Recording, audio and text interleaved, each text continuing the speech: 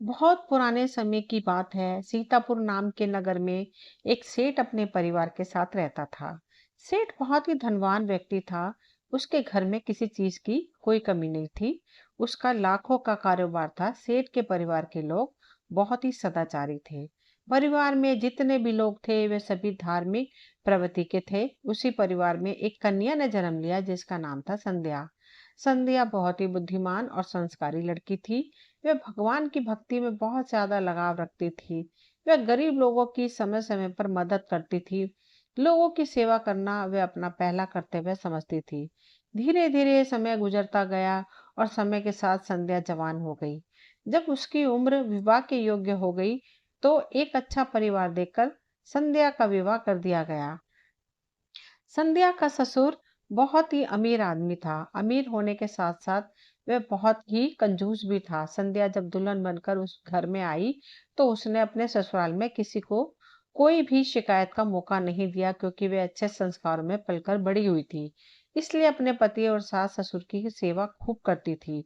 उसकी सेवा से उसने अपने पूरे परिवार का दिल जीत लिया था। धीरे धीरे ससुराल में रहते हुए उसे कई बरस बीत गए। एक दिन की बात है, सुबह सुबह जब संध्या अपने घर के आंगन में झाड़ू लगा रही थी, तभी उसके दरवाजे पर एक नवयुवक उम्र का सन्यासी महात्मा आया और दरवाजे के बाहर खड़े होकर वो कहने लगा, मैं सन्यासी द्वार पर खड़ा हूँ, विवाह बाबा को भिक्षा दे दो। उस नौजवान सन्यासी की आवाज जब संध्या ने सुनी तो वह फौरन आंगन में आ गई। संध्या सन्यासी को देखकर कहने लगी, अरे बाबा, तुम्हें इतनी भी जल्दी क्यों है? थोड़ा और सब्र कर लेते।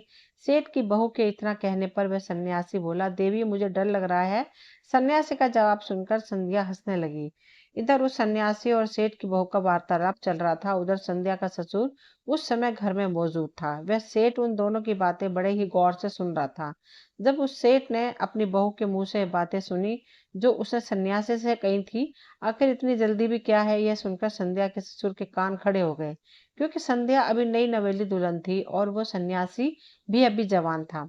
नौजवान सन्यासी और अपनी बहू की बातें सुनकर वह सेठ सोचने लगा, लगता है मेरी बहू और इस सन्यासी महात्मा का कोई चक्कर चल रहा है। मेरी बहू की मंशा कुछ ठीक मालूम नहीं पड़ती। इसलिए तो सन्यासी ने कहा, मुझे डर लग रहा है। अब तो ससुर उनकी बातें बड़े ही ध्यान से सुनने लगा। उसने देखा कि उसकी बहू संध्या और सन्यासी दोनों हंस हंस कर बातें कर रहे थे। सेठ सोचने लगा, हो ना हो मेरी बहू का इस सन्यासी के साथ कोई ना कोई संबंध तो जरूर है। मैं आगे सुनता हूँ कि ये लोग क्या क्या बातें करते हैं। अब सेठ अपनी चारपाई से उठकर कान लगाकर उनकी बातें सुनने लगा। इधर सन्यासी ने सेठ की बहू से पूछा, हे देवी, तुम्हारी उम्र कितनी है? उस सन्यासी की बात का उत्तर देते हुए संध्या कहने लगी, महात्मा, अभी मेरी उम्र क्या है, मैं तो अभी सिर्फ 10 वर्ष की हूँ। संध्या का ससुर अपने कमरे में खड़ा हुआ उन दोनों की बातों का ध्यान से सुन रहा था। जब उसने सुना कि मेरे बेटे की पत्नी कह रही है उसकी उम्र अभी तो सिर्फ 10 वर्ष की है, तो इन शब्दों को सुनने के बाद संध्या के ससुर के दिमाग में झटका सा लगा। आखिर मेरी बहू यह सब क्यों कह रही है? इसको इस सन्यासी महात्मा से इतना बड़ा झूठ बोलने की क्या जरूरत है? उसने अपनी उम्र इतनी कम क्यों बताई? उधर महात्मा ने उस बात को दोहराया, अच्छे तुम्हारी उम्र सिर्फ 10 वर्ष की है? संध्या हंसकर कहने लगी, जी हाँ महात्मा जी, अभी तो मेरी उम्र सिर्फ 10 वर्ष की है। सन्यासी पूछने लगा, तो देवी तुम्हारी सासू माँ तो घर पर होंगी ही, उनकी क्या उम्र है? सन्यासी के पूछने पर संध्या कहने लगी, महात्मा जी, उनकी उम्र तो मात्र 8 वर्ष की है। जब सेठ ने यह सुना कि मेरी बहू मेरी पत्नी की उम्र सिर्फ 8 वर्ष की बता रही है तो सेठ का दिमाग चकरा गया। सेठ सोचने लगा कि कहीं मेरी पुत्र वधू पागल तो नहीं हो गई। वह अपनी उम्र सिर्फ 10 वर्ष की बता रही है और मेरी पत्नी की उम्र 8 वर्ष की बता रही है। आखिर मेरी पुत्र वधू को क्या हो गया है? यह कैसी बातें कर रही है? देखता हूँ कि आगे इनमें क्या क्या बातें होती हैं। यह बात तो पक्की है कि मेरी बहू मेरे बेटे की आंखों में धूल झोंक रही है। यह तो इस सन्यासी से प्रेम कर बैठी है, नहीं तो अपनी उम्र इतनी कम बताने का क्या मतलब था? दूसरा विचार सेठ के मन में यह आया कि मैं अभी अपनी बहू से जाकर सब कुछ पूछूं, लेकिन सोचने लगा कि अभी इतनी जल्दी बीच में बोलना ठीक नहीं रहेगा। पहले मैं इनकी बातें पूरी सुनता हूँ, आखिर ये दोनों आगे और क्या क्या बातें करते हैं। जब ये सन्यासी यहाँ से चला जाएगा तब मैं अपनी बहू से उसकी मंशा पूछूंगा और फिर इससे शिकायत मैं अपने बेटे से भी करूंगा। वह सेठ अपनी बहू और उस सन्यासी की बातें फिर से बड़े ही ध्यान से सुनने लगा।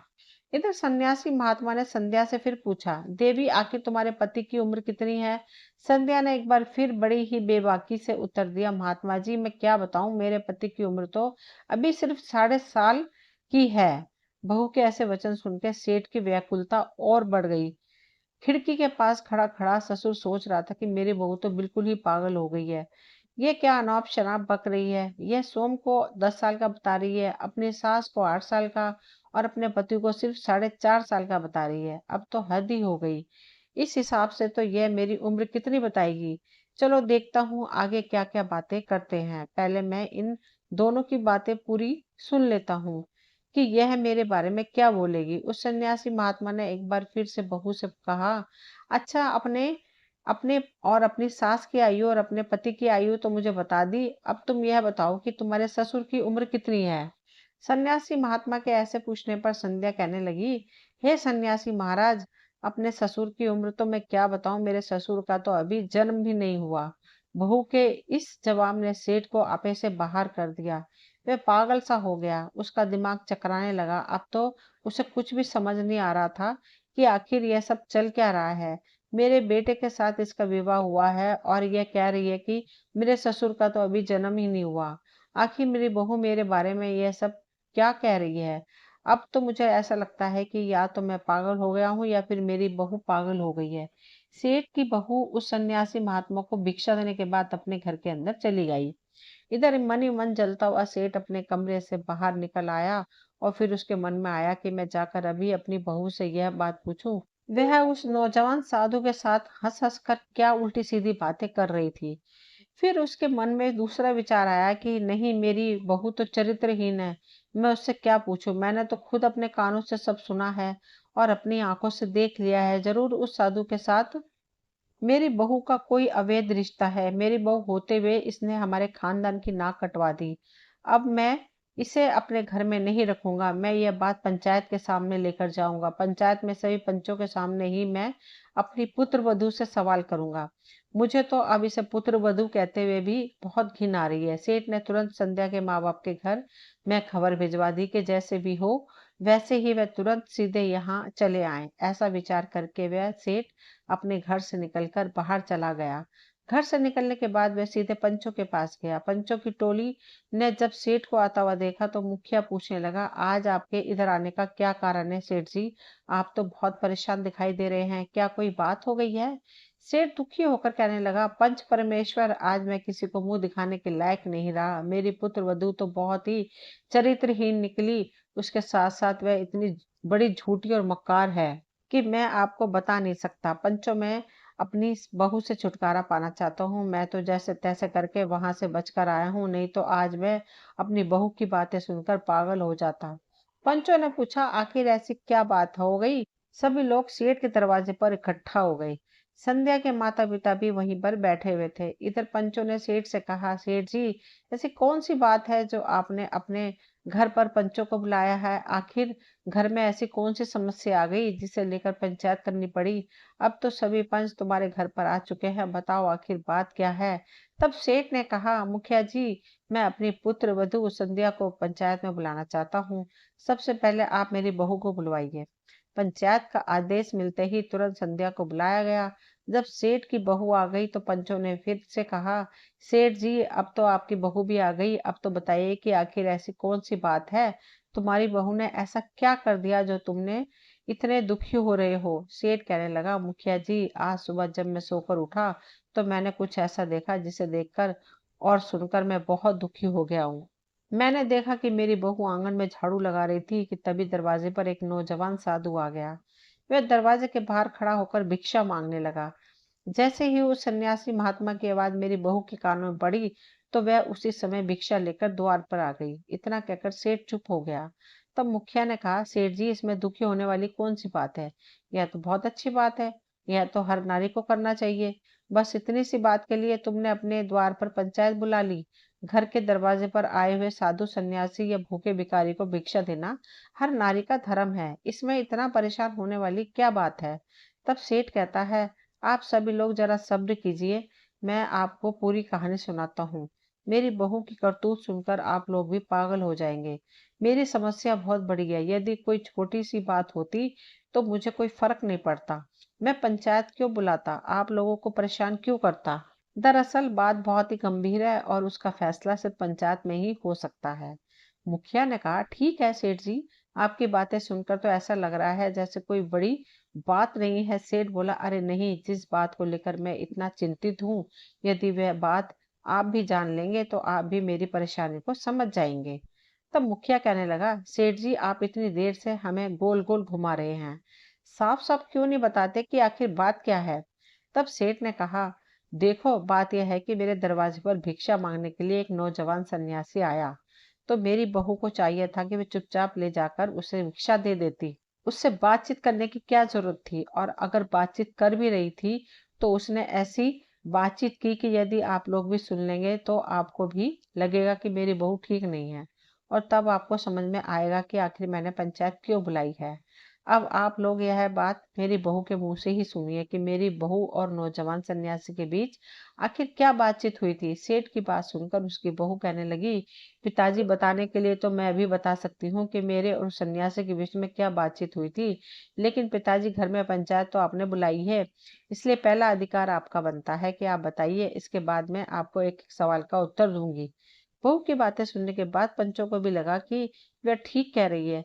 तब मुखिया ने सेठ से कहा, अब आप इधर उधर की बात मत घुमाइए, अपनी समस्या को हमें बता दीजिए। आपको अपनी बहू से क्या परेशानी है, उसने ऐसा क्या किया जो आपको इतनी बेचैनी हो रही है। क्या उसने कोई ऐसा कदम उठा लिया जो समाज और मर्यादा के विरुद्ध है। यदि उसने ऐसा किया है तो उसे पंचायत की ओर से दंड दिया जाएगा। आप बिल्कुल निश्चिंत रहिए, पहले आप पंचायत को पूरी बात बताइए। तब सेठ बोलने लगा, अरे भाई, बात कुछ ऐसी है जिसे बताने में मुझे बहुत ही शर्म आ रही है।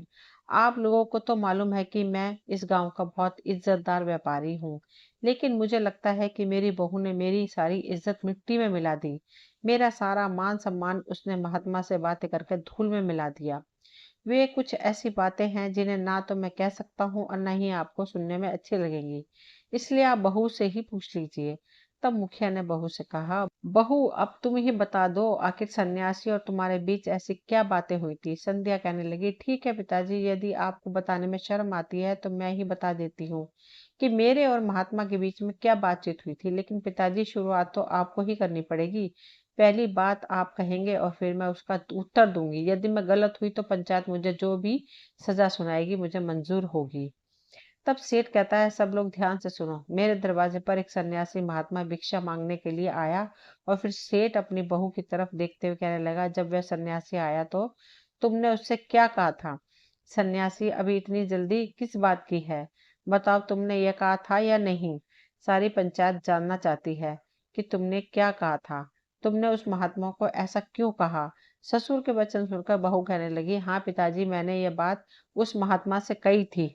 सेठ बोला, फिर तुम्हारे पूछने पर उसने क्या उत्तर दिया था। संध्या ने कहा, ससुर जी, उस सन्यासी महात्मा ने मुझसे कहा था कि मुझे बहुत ही डर लग रहा था।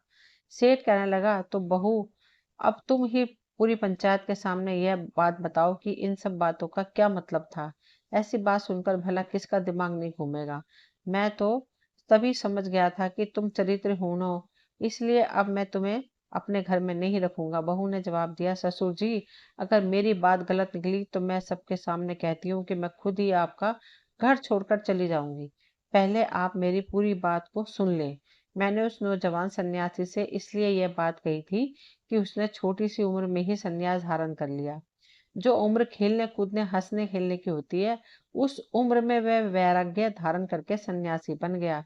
वही बात मैंने उससे पूछी थी कि तुम्हारी तो अभी बहुत उम्र पड़ी है, लोग जब बूढ़े हो जाते हैं तब भगवान का भजन करते हैं, लेकिन तुम तो अभी से भगवा धारण करके घूम रहे हो। इसलिए मैंने उससे कहा था कि अभी इतनी भी क्या जल्दी है जो तुम महात्मा बन गए, अभी तो तुम्हारी बहुत लंबी उम्र पड़ी है। मेरी बात का जवाब उसने यह कहकर दिया था, मुझे डर लग रहा था। सन्यासी की इस बात का मतलब यह था कि मौत का कोई भरोसा नहीं है कि वह कब आ जाए। लोग बुढ़ापे में भजन करने लगते हैं, लेकिन यहाँ तो एक पल का भी पता नहीं कि मौत कब आकर दबा दे। मरने से पहले मनुष्य को अपने कल्याण के लिए जितना हो सके भगवान का भजन और सत्कर्म करना चाहिए, वहीं उसके साथ जाएंगे। एक छोटे से बच्चे को भी आप सुरक्षित ना समझे, क्योंकि मौत जब आती है तो ना तो वह बूढ़े, ना जवान, ना किसी बालक को देखती है, वह तो बस उस व्यक्ति को उठाकर ले जाती है, चाहे वह कोई बालक हो या जवान। इसलिए भगवान का भजन और सत्कर्म बचपन से ही शुरू कर देना चाहिए। बुढ़ापा आखिर किसने देखा है, क्या पता बुढ़ापे तक हम पहुंच पाए या नहीं। यही बात उस सन्यासी ने कही थी कि मैं मौत से डर गया था, इसलिए इतनी कम उम्र में सन्यास धारण कर लिया। पता नहीं मेरी जिंदगी का अंत कब हो जाए, ना जाने कब मेरी सांसें थम जाएं। मैंने जवानी में ही बहुत सारे लोगों को मरते हुए देखा है, इसी डर की वजह से मैंने जवानी में ही सन्यास धारण कर लिया। तभी तो उस सन्यासी महात्मा ने मेरे पूछने पर कहा था कि मुझे बहुत डर लग रहा था। अब आप ही बताइए ससुर जी, क्या उस सन्यासी ने कुछ गलत कहा था? बहू की बातें सुनकर अब तो सारी पंचायत के लोग बहू की बुद्धि की प्रशंसा करने लगे। अब ससुर को भी समझ में आ गया था कि उसकी बहू की बातों का बहुत ही साफ सुथरा मतलब था, और मैं बेकार में ही अपनी बहू पर संदेह कर रहा था। फिर बहू कहने लगी, पिताजी अभी मेरी बात पूरी नहीं हुई, मैं आगे की बातों का मतलब भी आपको बताती हूँ। उसके बाद सन्यासी महात्मा ने मुझसे पूछा था कि मेरी उम्र क्या है। तब मैंने उस सन्यासी महात्मा को कहा था कि अभी तो मेरी उम्र सिर्फ 10 साल की है। मैंने यही कहा था ना पिताजी। सेठ ने तुरंत जवाब दिया, हाँ तुमने यही कहा था। तुमने अपनी आयु सन्यासी को 10 वर्ष की क्यों बताई, जबकि तुम्हारी आयु 30 वर्ष की हो चुकी है। सन्यासी से तुमने झूठ क्यों बोला? यह झूठ बोलने के पीछे आखिर क्या कारण था? बहू कहने लगी, पिताजी थोड़ा सब्र कीजिए, मैं यहाँ भी आपको बताऊंगी कि मैंने ऐसा क्यों कहा था कि मेरी आयु अभी सिर्फ 10 वर्ष की है। पिताजी वैसे तो मेरी आयु 30 वर्ष की हो चुकी है, लेकिन इस आयु को मैं अपनी आयु नहीं मानती। मैं तो अपनी आयु सिर्फ 10 वर्ष की ही मानती हूँ, क्योंकि आज से 10 साल पहले ही मैंने एक संत को अपना गुरु मानकर ईश्वर की भक्ति शुरू की थी। 10 वर्ष पहले ही मुझे भगवान की भक्ति का ज्ञान हुआ था। उनकी कथा कीर्तन में मेरा मन लगने लगा था। जब से मैं भगवान से जुड़ी हूँ, उन्हें पहचान गई हूँ। जितना समय मेरा भगवान की भक्ति में बीता है, मेरी उतनी ही उम्र सार्थक है। बाकी जीवन तो मेरा व्यर्थ चला गया। संसार में मनुष्य चाहे जितना भी जी ले, लेकिन उतनी ही आयु उसकी सफल मानी जाएगी जितना समय उसने भगवान का भजन और सत्कर्म में करने में बिताया है। बाकी की उम्र तो उसने पशुओं की तरह बिता दी। वह तो सिर्फ खाया पिया और सोया। यह सब काम तो पशु भी करते हैं। इस आयु को मैं व्यर्थ समझती हूँ। मैं पिछले 10 वर्षों से ईश्वर की भक्ति से जुड़ी हूँ, इसलिए मैंने उस सन्यासी को अपनी आयु सिर्फ 10 वर्ष की बताई थी। अब आप ही बताइए, मैंने उससे क्या गलत कहा? बहू का जवाब सुनकर सेठ निरुत्तर हो गया। उसे तो कोई जवाब सूझ ही नहीं रहा था। पंचायत के लोग संध्या का जवाब सुनकर वाह वाह करने लगे। धन्य हो पुत्री, वाकई में तुम बहुत ही समझदार हो। तब सेठ कहने लगा, बहू तुमने अपनी आयु तो 10 वर्ष बताई, यह बात तो मेरे समझ में आ गई, लेकिन तुमने अपनी सास की उम्र 8 वर्ष क्यों बताई, और अपने पति की उम्र सिर्फ 4.5 वर्ष क्यों बताई, जबकि तुम्हारी सास की उम्र अब 60 वर्ष के ऊपर हो चुकी है। इसका मतलब कि भी मुझे जरूर समझाओ। तब सेठ की पुत्र वधू कहने लगी, पिताजी आप मेरी बात को बहुत ही ध्यान से सुनिए कि सन्यासी के पूछने पर मैंने ऐसा क्यों बोला था। ससुर जी, जब मैं अपने मायके में ससुराल आई थी, तब ना तो आपके घर में कोई पूजा पाठ होता था और ना ही कोई कथा सत्संग, लेकिन मेरे कहने पर सासू माँ ने सत्संग में जाना शुरू किया। भगवान के भजन सुनने लगी और ईश्वर की भक्ति करने में लग गई, और उन्हें भजन करते, सत्संग सुनते हुए, भगवान की पूजा करते हुए अभी 8 साल का समय हो गया है। इसलिए सन्यासी महात्मा के पूछने पर मैंने उन्हें बता दिया कि मेरी सासू माँ की उम्र अभी 8 वर्ष की ही हुई है। अब आप ही बताइए पिताजी, मैंने क्या गलत कहा था? बहू की बात सुनकर सेठ कहने लगा, अच्छा तो यह बात थी, मैं तो तुम्हें पागल समझ रहा था। संध्या ने कहा, पिताजी इसी हिसाब से मैंने अपने पति की आयु भी 4.5 वर्ष की बताई थी, क्योंकि पिताजी 4.5 वर्ष पहले सासू माँ की तबीयत बहुत ही खराब हो गई थी और उनसे चला भी नहीं जा रहा था। तब मेरे पति मुझे और मेरी सासू माँ को मंदिर तक ले जाया करते थे। इसी बहाने मेरे पति को भी भगवान के दर्शन हो जाते थे। धीरे धीरे उनकी रुचि भी भगवान की भक्ति में लगने लगी। इसलिए ऐसा समझ लो कि मेरे पति का भी जन्म उसी दिन हुआ था, जिसलिए मैंने सन्यासी महात्मा के पूछने पर अपने पति की उम्र सिर्फ 4.5 वर्ष बताई थी। और पिताजी, अंत में आपकी बात, मैंने आपके बारे में यह कहा था कि अभी मेरे ससुर का जन्म नहीं हुआ, क्योंकि पिताजी जिस दिन से मैं ससुराल में आई हूँ तब से मैं देख रही हूँ, ना तो आप कभी भगवान के मंदिर में गए और ना कभी आप पूजा पाठ करते हैं, ना कभी अपने किसी साधु सन्यासी का सत्कार किया। यहाँ तक कि आपने कभी अपने हाथों से कोई दान भी नहीं दिया, कोई पुण्य या कार्य भी नहीं किया। आप तो सिर्फ धर्म कर्म के काम से बिल्कुल दूर ही रहे, इसलिए मैंने आपके बारे में बोला था कि अभी तो आपका जन्म नहीं हुआ।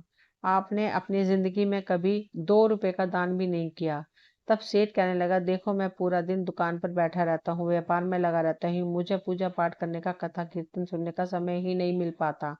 मैं तो तुम लोगों के भविष्य के लिए चिंता करता रहता हूँ और तुम लोगों के लिए धन इकट्ठा करता रहता हूँ। बहू ने उत्तर दिया, पिताजी आपने कभी अपनी जिंदगी में 2 रुपए का दान भी नहीं किया। जब भी कभी कोई धार्मिक कार्य होता है, कोई भगवान की चर्चा होती है या भगवान की कथा होती है, आप कभी उसमें नहीं गए। यहाँ तक कि कभी घर में बैठकर भी आपने ईश्वर का ध्यान नहीं किया। आपने अपने जीवन में कोई भी तीर्थ यात्रा नहीं की। जब आपने अपने जीवन में कोई धर्म कर्म का काम नहीं किया, तो मेरी दृष्टि में यही समझिए कि आप अभी पैदा नहीं हुए हैं। इसलिए उन सन्यासी महात्मा से जब आपकी उम्र पूछी तो मैंने उनसे कह दिया, अभी तो आप पैदा ही नहीं हुए। अपनी पुत्र वधू के मुंह से ऐसी बातें सुनकर सेठ बहुत ही शर्मिंदा हुआ। उसने पूरी पंचायत के सामने अपने दोनों कान पकड़कर अपनी बहू से क्षमा मांगी और अपनी बहू से कहने लगा, बेटी मैं तुम्हारे बारे में गलत सोच रहा था, मुझे क्षमा कर दो।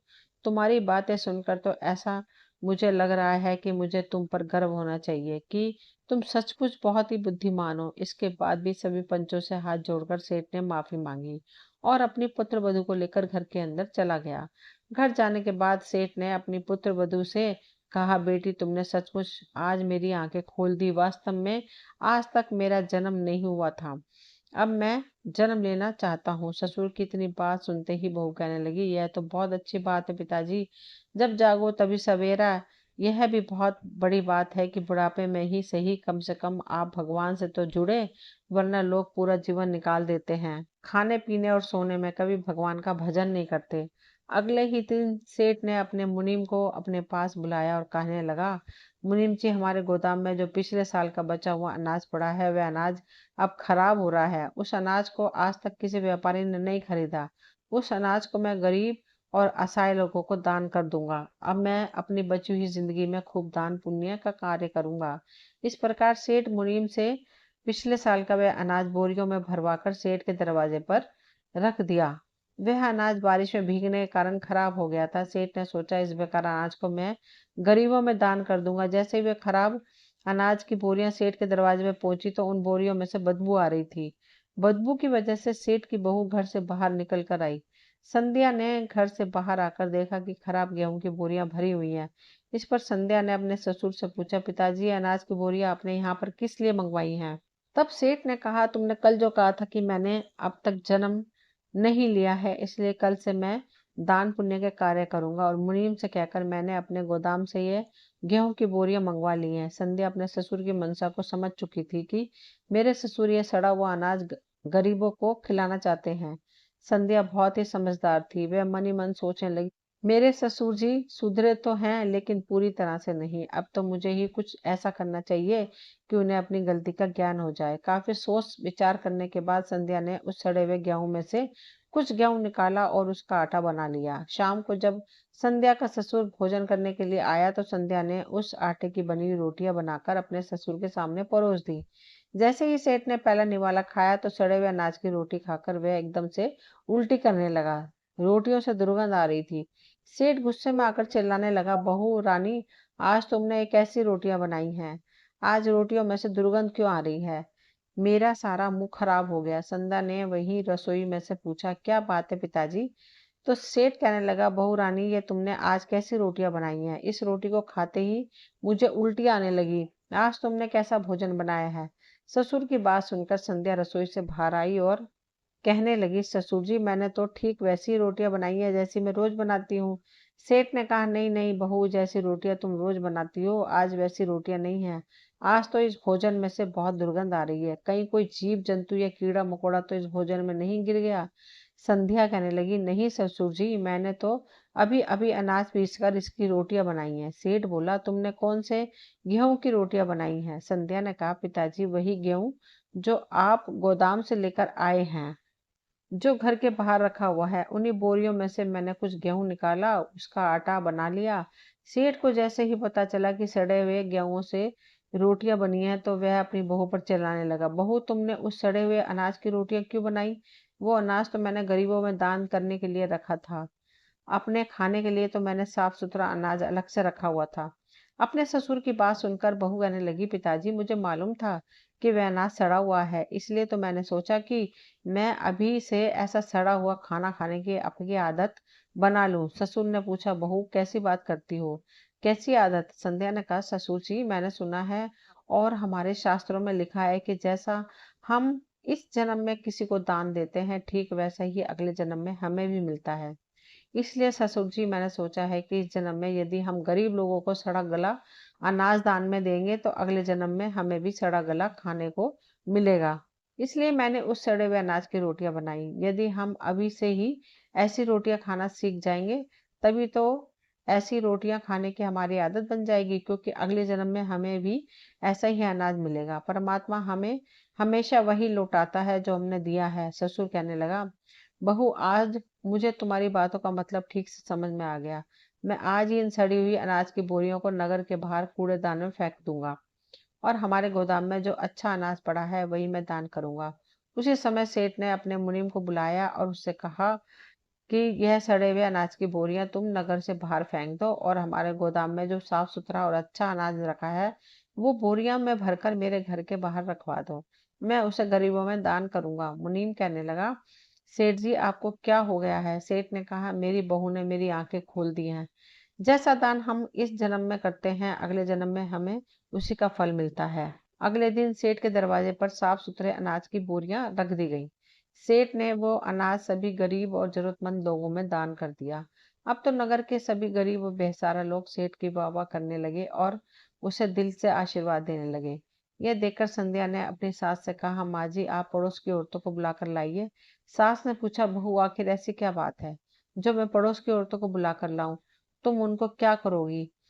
तब संध्या समझाते हुए कहने लगी, माता जी आप पहले इन्हें बुलाकर लाइए, तभी मैं आपको बताऊंगी। बहू की बातें सुनकर सास पड़ोस की औरतों को बुलाने के लिए चली गई। जब पड़ोस की सभी औरतें आ गईं, तो सभी औरतें आंगन में बैठकर ढोल बजाने लगीं। तब पड़ोस की औरतों ने भी पूछा कि बहू रानी आखिर क्या बात है? बहू कहने लगी, आप सभी को मिलकर बधाइयां गानी है क्योंकि आज मेरे ससुर का जन्म हुआ है। इधर घर के बाहर सेठ गरीबों में अनाज बांटकर दान पुण्य कर रहा था और उधर घर के अंदर औरतें ससुर के पैदा होने के गीत गा रही थी, क्योंकि आज संध्या का ससुर भगवान को बताए हुए मार्ग पर चलने लगा था। मनुष्य का जन्म तभी सफल माना जाता है जब वह परमात्मा के बताए हुए मार्ग पर चलता है। धर्म के बिना मनुष्य पशु के समान होता है। दोस्तों, आशा करती हूँ कि ये कहानी आपको पसंद आई होगी। अगर पसंद आई हो तो प्लीज चैनल को सब्सक्राइब करें, वीडियो को लाइक शेयर करें। मिलती हूँ अगली वीडियो में, तब तक के लिए थैंक यू।